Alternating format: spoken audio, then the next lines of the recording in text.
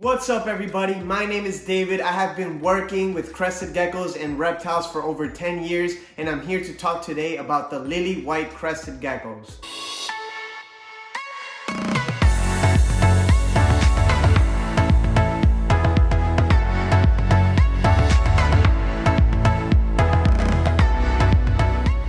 Now before we get started guys, I just want to remind all of you that if you love crested geckos, if you like what we do, feel free to hit that like button, that subscribe button, and check out our other social media. We're on Instagram, TikTok, Snapchat, Twitter, Facebook, anything you could think of, and we always post individual content on all those social medias, so check us out if you like the videos and you find them helpful. So let me start off by saying that Lilly white crested geckos are one of my absolutely favorite morphs. I just love the amount of cream and white that the Lilly white gene puts on the animal, and it is something that I have always been promoting and I've always been excited about working with. So before we get to this video and we talk about some of the negative aspects of Lilly whites, I also wanted to make sure that you guys knew that I am a promoter of this morph, and as long as there is some responsible breeding going on, there shouldn't be any issues and we could progress the morph and the breed. Now, right off the bat, when the first Lilly whites started coming into the United States, I believe I was the first one, or if not the first, one of the first breeders to actually import them from the UK. We started noticing that a lot of the Lilly whites had poor head structure. Some would have, nice big wide heads, but almost none of them would have nice crests. So that's something that as a breeder, we have been trying to improve on. Myself and fellow, breeders, we've always talked about, having a nice crested gecko with a nice big head. That's like one of the main things about crested geckos that we like. That's why they call them crested geckos. So we want to make sure that we incorporated some of our lines in the United States that have those big, massive crests and wide, floppy heads. And we started breeding those with the Lilly whites. That way, we started getting more and more Lilly whites with bigger heads. So that issue is not that big of a deal because that's just something that could be developed over time, and it has been already being developed over time. But the second issue that is very well known is that Lilly whites is a codominant mutation, but if you put what codominant means, for those of you that aren't aware, is that you only need one Lilly white to produce more Lilly whites. So if you pair up a Lilly white with a normal gecko, normal being non-Lilly white, you're gonna get basically a bunch of 50% of them are gonna be normals or non-Lilly whites, and the other 50% are gonna be Lilly whites, in theory, of course.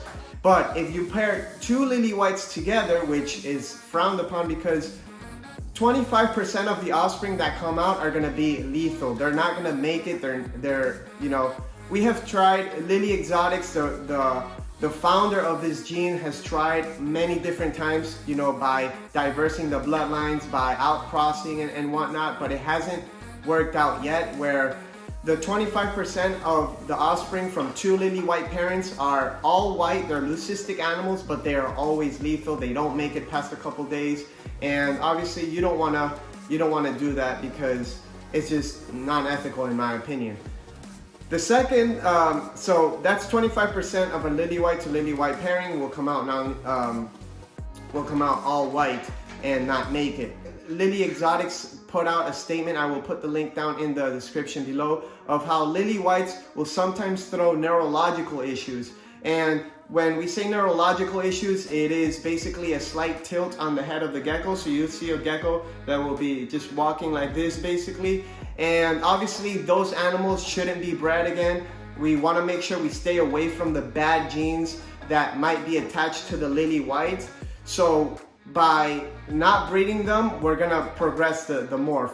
Now this might be something that is gonna be married to the Lilly, that might be married to the Lilly white for as long as we breed them. We don't know. I have had some myself that have some neurological issues where they have a slight tilt, or you could just see like their head is not like, they have a slight wobble, almost like the spider ball python. But I will say, like, out of 100 Lilly whites, I probably only noticed this about 3 times that they hatched. And Lilly Exotics did put out a statement a couple years back that said that incubating Lilly whites on a higher temperature might be the cause of increasing the probability of this happening. So if you incubate at a lower temperature or more moderate temperature, you're gonna have less of this incident happening. Now, obviously, when it comes to morality and ethics, you don't want to breed these animals back to each other. You don't want to breed a defective Lily white to any other animal, in my opinion. And you also don't want to sell that. In my opinion, I know in the ball python community, it's people sell spider ball pythons with neurological issues, and it's not a big deal. But I don't want that to come into our crested gecko community, since there are so many Lily whites that are perfect. I would say 98% of the Lily whites out there are perfect with no issues. So I want to make sure that people know that if you're getting, especially if you're getting a gecko from us, we will never sell an animal like that. We do give away those animals to a friend or a family that we know that isn't going to breed that animal, because we don't want that back in the gene pool.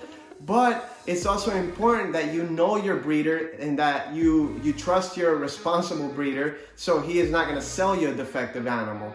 So that is one of the biggest points that nobody talks about with the Lily white gene, about their neurological issues that can happen. I've bred, thousands and thousands of geckos, so I know things can happen even with normal geckos. Sometimes they will be born deformed or with like 3 legs or something. So it's not like, if you have a problem with breeding Lily whites, then maybe you shouldn't breed at all, because that's just the way it is. Sometimes when you hatch babies, they will hatch out with problems. Some will not make it, unfortunately. It's not a perfect world. But like I said, ethical breeding, making sure you're not breeding or selling the neurological issues with the Lily whites, those offspring. You don't want to sell those, and some people might even cull them. Some people might feed them off to their other animals. I personally have given them away. I kept 2 myself, because unfortunately some of these animals are so beautiful, regardless of like of what's going on inside them. But they seem to do fine. They seem to be healthy. They eat. They actually hunt crickets as well, and they grow and they thrive. So I didn't see a point in killing them. But yeah, just something to think about if you are trying to get into Lily whites. I know a lot of people that turns them off and they don't want to touch Lily whites, and I understand. I don't blame you.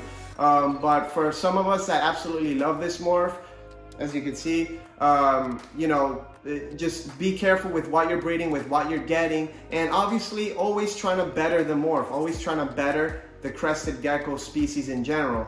We're trying to make the most beautiful geckos possible, but we also have to remember that sometimes with this beautiful genetics, the beautiful phenotype, something on the inside might be wrong. So you want to make sure that the gecko is 100% good before you start to breed it.